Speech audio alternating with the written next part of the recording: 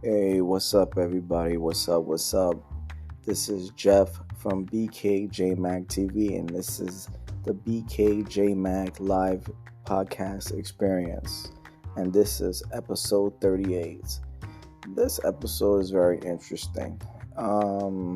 Basically, I was talking to a friend earlier today, and I was thinking about it. It was this word people like to use a lot when they're describing something bad or something that's unpleasant. They usually refer to things, oh, that's so ghetto. The word Ghetto, ghetto. Basically, a lot of folks in the community like to use the word ghetto. Oh, that's so ghetto. That's so ghetto. They use the word ghetto a lot when they describe an area or a process or an act. They say, oh, that's so ghetto. That's so ghetto. And then I started to think about it for a minute. And I said, when they say it's so ghetto, why are they using that word in particular? It's so ghetto, that's so ghetto. It's because they're really saying it's dysfunctional. It's so dysfunctional. So when there's certain folks that are using that word, they're saying, oh, that's so ghetto. They're really saying that's so dysfunctional. That's so dysfunctional. Like, if you go into certain areas and certain communities in the United States, they could say parts of it are dysfunctional. They're not functioning as well as opposing communities that have all the resources, that has all the attributes. So they say that that's functioning properly. Where in other areas that doesn't have as much resources, they say that, oh, that area is ghetto. That part is so ghetto. They're really saying, that person is really saying that area is dysfunctional. It's not functioning properly as it could be. So, in all honesty, this is what I just wanted to point out in this episode. Like, we have, as people of color, we should just stop using the word ghetto, because it's a great put down. It's a horrible put down when we use it amongst each other to describe a behavior or a certain area or a certain idea. It's a big put down within our race. We shouldn't really use that word. We should be just using dysfunctional. This area is dysfunctional. This situation is dysfunctional. So how can we make it functionable? That's what we as people of color should be saying, should be asking ourselves. How can we make it functional? How can we make our neighborhoods, how can we make our communities functionable just like the other areas that have all the resources in the world? How can we get more of those resources in our neighborhoods? How can we get more libraries?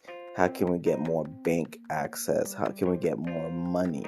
How can we get more opportunities at making more money?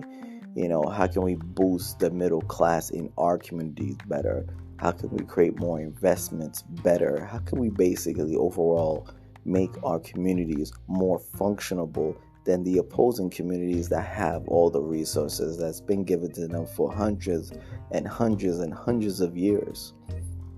Well, it's easy. It's called by describing, using the right word, functional, dysfunctional, as opposed to ghetto. Because when we use the word ghetto, it hurts us as people of color. We hurt ourselves in a sense, because it's like, and this is just my argument, we hurt ourselves because we lower ourselves in front of them, and we don't need to do that. We would just say, hey, this area is dysfunctional, and we need it fixed. We need it to be updated right away. Like, I work at a store where our scanning system is dysfunctional and it's not up to par. But if you go to other stores within that same brand, their resources is brand new and it's functional. They got all the best resources. Now, is that fair? No. We're supposed to have that. We bring in a lot of money. So, without dropping names, we need to complain and get that done so we can get the best resources possible. I learned one thing in life: closed mouths don't get fed. If we close our mouth and just ignore it and just accept the status quo and accept what those and what they give us as adequate, then we limit ourselves and we limit our abilities. So there are people out there individually that go for their own within the community, within the Black community, within the brown community, within the Asian community. They go out there individually and go get their own. We're not united on all income levels. We're not fighting as one. We're fighting as we're divided, and that's how it is. So for us to get the best resources, we have to come together and demand that our elected officials, that private retailers give us the resources that we need to make our areas more functionable and more desirable for people to live and prosper.